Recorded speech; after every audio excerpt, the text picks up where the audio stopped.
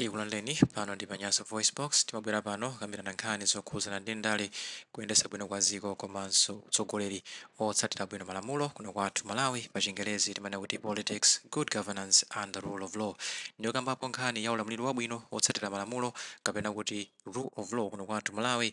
Dzulo kunali zionetsero zimene zinakonzedwa ndithu motsatira malamulo a dziko lino monga anaperekedwa mu constitution kapena kuti malamulo akulu a dziko lino la Malawi. Koma zachisoni zinapezeka kuti umene kuja mmodzi mwa atsogoleri amene amachita zionetsero zimenezi ali Sylvester Namiwa anayamba kumenyedwa ndi zigawenga zosadziwika bwino kumene zachokera komanso kuti anatumidwa ndi ndani. Zonsezi zimachitika apolisi komanso asilikali a Malawi Defense Force MDF akungoyang'anira mokuti Anamiwa mpaka anafika pothawira kwa apolisi koma apolisi sanawathandize. Ndi zimenezi zaoneka kuti zakhumudwitsa komanso zakuyitsa Amalawi ambiri madera osiyanasiyana a dziko lino. Komanso nkhani isinathera pomwepo zikuoneka kuti anzathu otithandiza ntchito zosiyanasiyana kapena kuti mayiko amene tinaopa ubale wa kazembe kuno kwathu ku Malawi nawonso zikuoneka kuti zimenezi sizidawasangalatse. Ndi motsogozedwa ndi dziko la United Kingdom of Great Britain and Northern Ireland, ofesi ya ukazembe kapena kuti the British High Commission mumzinda wa Lilongwe atulutsa chikalata kapena kunena kuti joint statement, kalata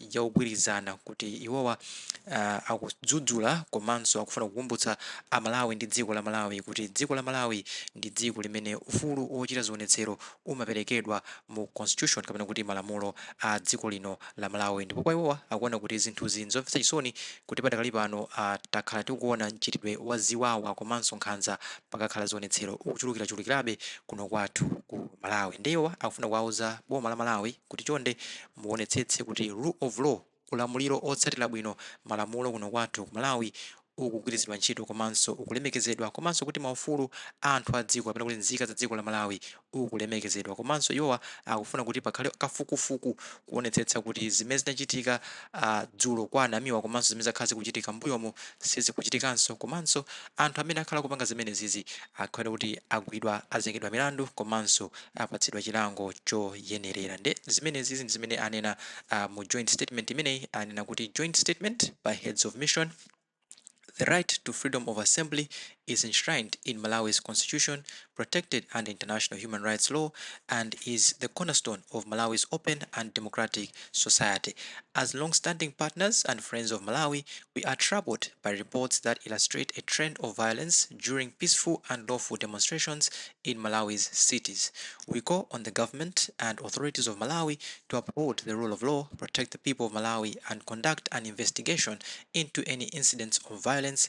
Malawi's security forces have a duty to uphold the right to freedom of assembly for all citizens. We urge all Malawians to respect the right to assemble and demonstrate responsibly and peacefully. Akuti ife ngati anzanu a dziko la Malawi chonde Malawi makamaka anzathu a polisi komanso Malawi Defense Force muli ndi udindo kuwateteza Amalawi. Zimene zachika dzulo zija kwa Anamiwa zinaoneka kuti apena paketu anayiwala udindo wawo a polisi athu komanso asilikali athu. Ndi chikala chimene chichi chasayinidwa lero pa 27 June 2025 mu mzinda wa Lilongwe ndi ofesi ya ukazembe ya mayiko a mgwirizano wa ku Europe kapena kuti European Union EU, ofesi ya ukazembe ya dziko la Germany, ofesi ya ukazembe ya dziko la Iceland, ofesi ya ukazembe ya dziko la Ireland, ofesi ya ukazembe ya dziko la Japan, komanso ofesi ya ukazembe ya dziko la Norway, ofesi ya ukazembe ya dziko la United States, kuphatikiziraponso ofesi ya ukazembe ya dziko la Britain. Delegation of the European Union, Embassy of the Federal Republic of Germany,